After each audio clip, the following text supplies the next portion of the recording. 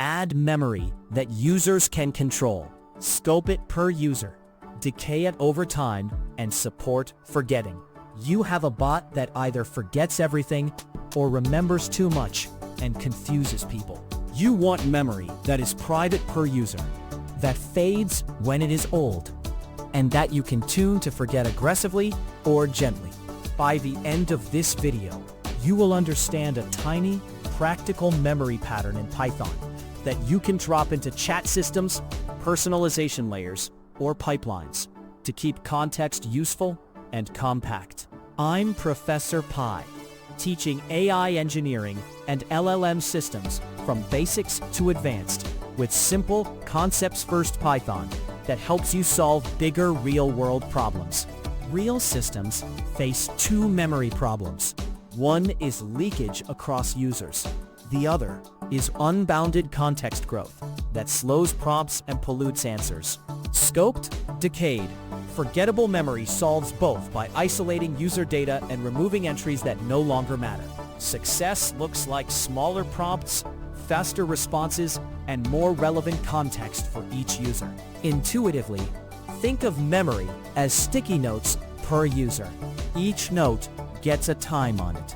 Newer notes are stickier. Older notes lose their stickiness automatically.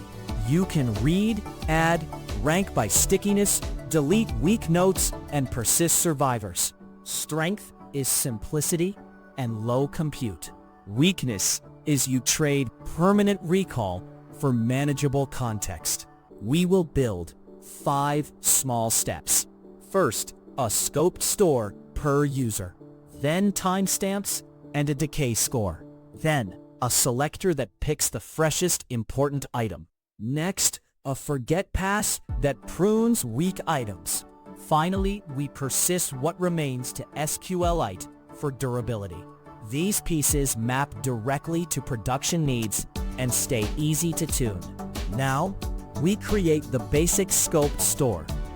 This snippet creates a tiny user-scoped memory with put and get. A single dict named mem holds all data, where each user ID maps to their own subdict to keep entries isolated. The function put adds or updates a value under a user key using setDefault, so the user scope is created on demand. And the get function safely returns a value or none if it does not exist, preventing a key error.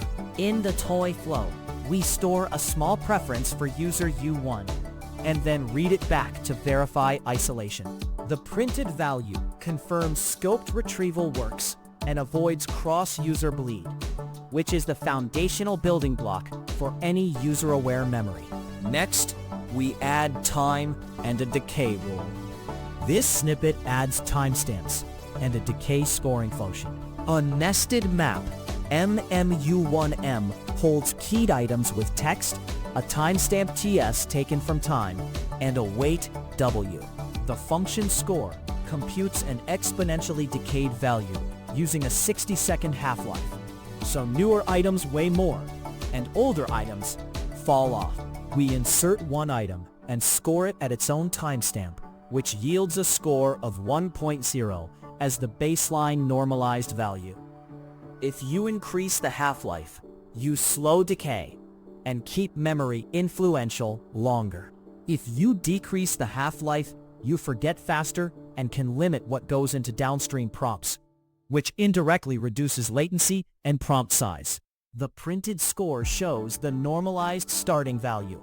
Next, we pick the most relevant memory by recency-weighted importance. This snippet selects the top memory by decayed score.